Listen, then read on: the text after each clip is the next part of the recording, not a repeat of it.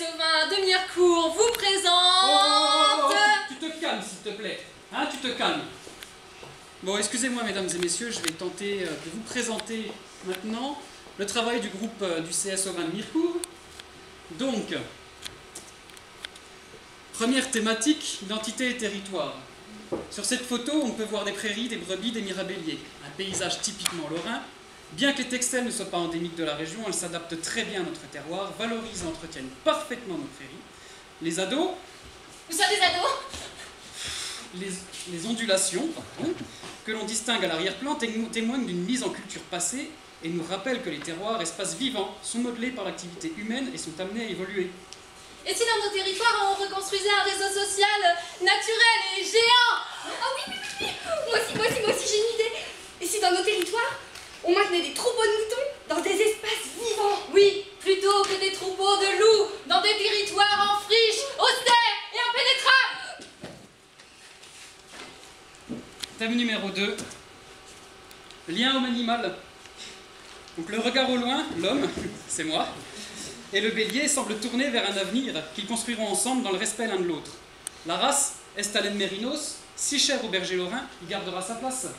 Et si être éleveur, c'était que l'homme et l'animal regardent ensemble dans la même direction?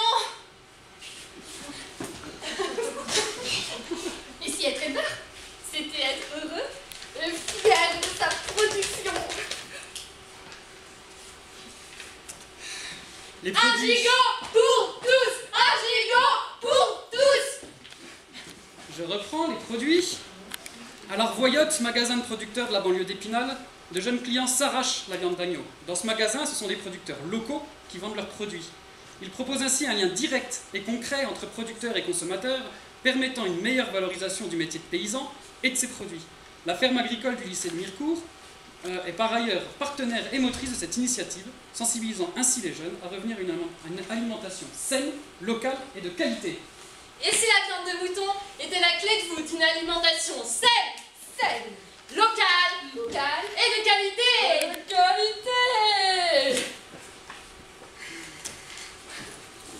Modernité et innovation.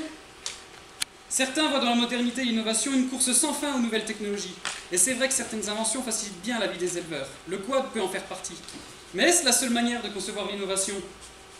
Et si la modernité, c'était mutualiser nos moyens de production? Et si la modernité, ce n'était pas s'agrandir toujours plus, mais c'était aider un jeune à s'installer? Laissons les paysans être leurs propres maîtres!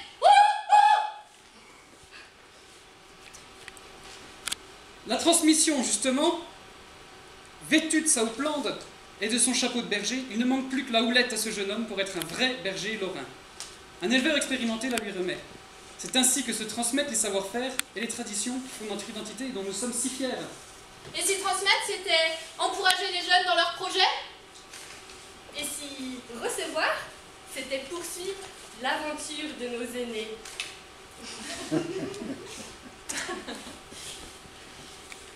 Et si on arrêtait de dire si? Nous nous sommes posé beaucoup de questions pendant ces quelques photos, et nous espérons que cela ne s'arrêtera pas à un dossier où à la fin de la formation, nous ayant permis de participer aux Olympiades. L'aventure est à son commencement, et la remise en cause d'adaptation nous apparaît déjà comme un pilier de notre futur métier, de notre chemin de vie. Cette présentation sort du cadre classique, mais il nous a semblé intéressant à utiliser pour aborder des sujets pas toujours faciles de manière ludique. Merci aux formateurs André, Noémie, Julie pour leur accompagnement et à nos collègues du CS participant aux Olympiades individuelles et travaillant à cette présentation. Et